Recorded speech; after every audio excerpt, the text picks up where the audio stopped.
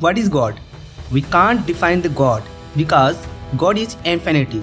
So infinity cannot define never, but we can understand mathematical function. आज हम एक ऐसे सवाल का जवाब ढूंढने वाले हैं जिसने इंसान को सदियों से उलझा रखा है। क्या भगवान है? IIT बाबा यानी अभय सिंह विज्ञान और आध्यात्मिक को जोड़ने की कोशिश कर रहे हैं।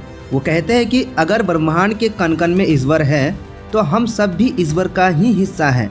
पर इसे क्या गणितीय तरीके से भी समझा जा सकता है? चलिए देखते हैं। IIT बाबा इसे गणितीय फंक्शन से समझाते हैं। मान लीजिए ईश्वर एक यूनिवर्सल फंक्शन है fx। अब हर जीव, हर वस्तु, हर भावना सब उसमें छोटी छोटी फंक्शन की तरह काम करते हैं। जैसे function x is equal x² plus sign x plus log x। इसमें x इंसान की चेतना है, x² उसका कर्म है, साइन x उसकी भावनाएं हैं और log x उसका ज्ञान है। जब हम इन सभी को जोड़ते हैं तो एक संपूर्ण फंक्शन बनता है जो इस ब्रह्मांड का नियम है यानी ईश्वर। अब मान लीजिए कि x इज इक्वल 0 कर दे यानी चेतना शून्य हो जाए तो क्या होगा? ज़्यादातर गणितीय फंक्शन शून्य पर अनडिफाइंड हो जाते हैं या अस्तित्व खो देते हैं। यही बात भगवान के अस्तित्व पर भी लागू होती है। अगर चेतना ही नहीं होगी तो ब्रह्मांड का अनुभव कौन करेगा? IIT बाबा का कहना है कि भगवान को मंदिरों में नहीं बल्कि स्वयं की चेतना में खोजिए।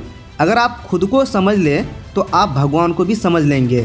तो गणितीय दृष्टि से देखा जाए तो ईश्वर कोई मूर्त चीज़ नहीं बल्कि एक यूनिवर्सल फंक्शन है। अगर हम अपने चेतना के स्तर को ऊंचा उठाएं तो हम इस ब्रह्मांड के मूल सत्य को जान सकते हैं। जो खुद को जान गया वही भगवान को जान गया। देखो भाई, बात सीधी सी है, हम भगवान को डिफाइन नहीं कर सकते। क्यों? क्योंकि भगवान अनंत है यानी इन्फिनिटी। अब इन्फिनिटी को कभी पूरा समझा नहीं जा सकता, ठीक वैसे ही जैसे भगवान को।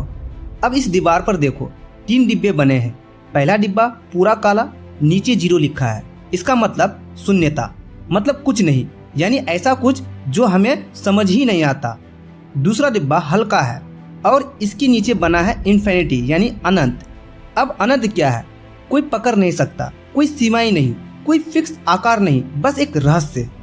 अब तीसरा डिब्बा देखो, इसमें अंधेरा भी है, रोशनी भी है और नीचे 1 लिखा है, यानी कुछ ऐसा जिसे डिफाइन किया जा सकता है, जिसे हम समझ सकते हैं।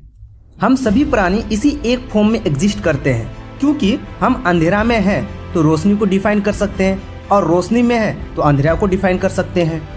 तो भाई बात ये निकल कर आती है कि भगवान शून्य भी है, अनंत भी है और कुछ ऐसा भी जिसे हम अपनी समझ में ला सकते हैं। शायद इसलिए कहा जाता है भगवान हर जगह है, हमारे आसपास भी और हमारी सोच के परे भी। आई होप पूरी बात आपको समझ में आई होगी। Thank you.